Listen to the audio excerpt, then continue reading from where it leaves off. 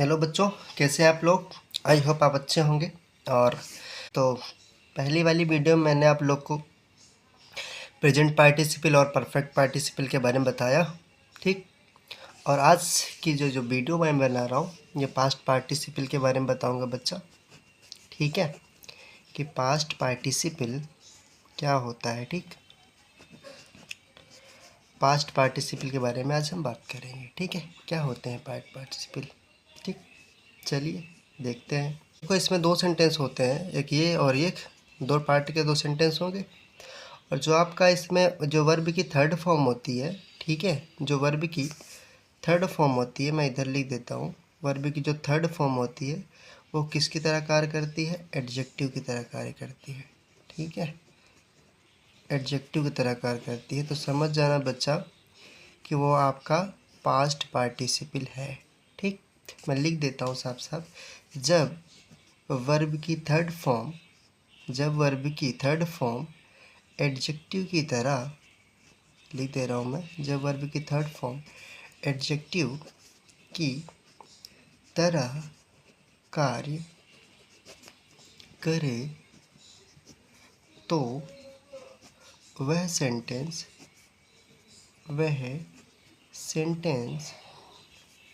Sentence past participle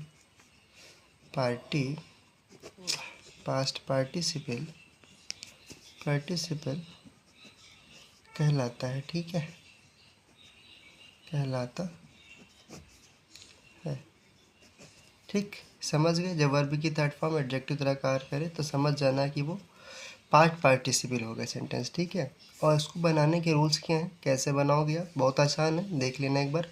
लिखा है, जब past participle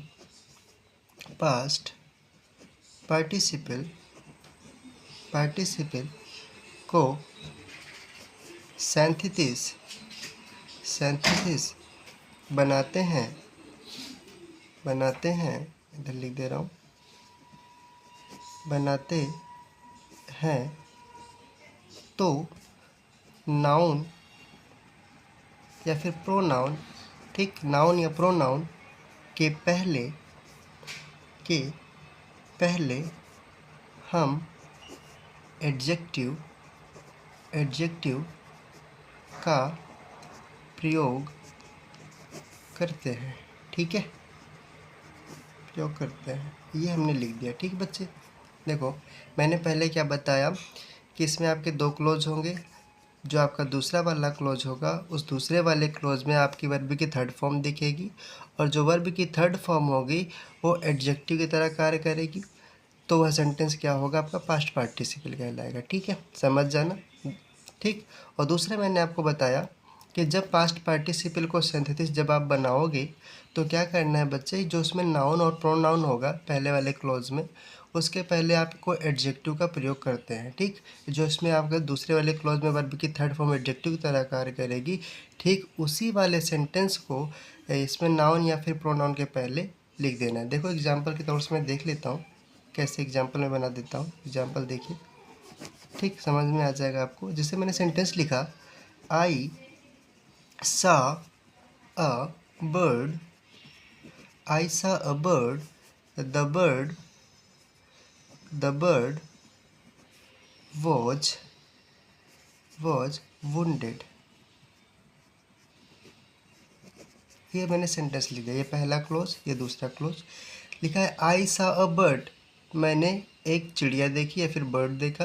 the bird was wounded, चिड़िया कैसी थी, वो घायल थी, ठीक। तो कैसे सिंथेसिस बनाओगे, क्या बोला मैंने, जब पास्ट पार्टिसिपल को सिंथेसिस बनाते हैं तो क्या करना है, नाउन या प्रोनाउन के पहले क्या लिखना है, एडजेक्टिव लिखना है। तो ध्यान से देखो, द बर्ड वॉज वुंडेड, ये वुंडेड का मतलब क्या होता है बच्चा, घायल होता है, घायल होता है ना। अब घायल शब्द का मतलब क्या हुआ, मतलब ये एडजेक्टिव है कि नहीं है, एडजेक्टिव है कि नहीं है। अगर ये एडजेक्टिव है तो ध्यान से देखो कैसे बनाओगे। देखो, आई शा आ अब देखो, आई सा बर्ड, अब बर्ड देखा तो बर्ड क्या है आपका, नाउन है कि नहीं है। यहाँ पे जो बर्ड है ये क्या है, ये नाउन है। और इसी नाउन के पहले आपको किसका प्रयोग करना है, एडजेक्टिव का प्रयोग करना है। तो जो वुंडेड है क्या है, एडजेक्टिव, इसको इसके पहले क्या लिखेंगे हम, वुंडेड, वुंडेड, उसके बाद लिखेंगे बर्ड, ऐसे बनाना है। आई सा अ वुंडेड बर्ड, मैंने एक घायल चिड़िया देखी, ठीक ऐसे आपको बनाना है। समझ में आई बात मैंने क्या बोला। जब पास्ट पार्टिसिपल को सिंथेसिस बनाते हैं तो नाउन या फिर प्रोनाउन के पहले हम एडजेक्टिव का प्रयोग करते हैं। तो देखो जो पहले वाला क्लोजेस में देखो आपको नाउन दिख गया और इसी नाउन के पहले आपको एडजेक्टिव लगाना है। दूसरे वाले क्लोज में देखो आपको एडजेक्टिव मिल गया, ठीक है। इस एडजेक्टिव देखो आप नाउन के पहले आपने लगा दिया। एक सेंटेंस में आपको और लेके बता देता हूँ कैसे करोगे। जैसे मैंने लिखा I found my purse, ठीक। I found my purse, उसके बाद लिखा it was lost। I found my purse, मैंने अपना पर्स पाया जो खो गया था, ठीक है। तो देखो कैसे बनाना है बच्चा, ध्यान से देखना। ये पर्स है ये आपका, ठीक।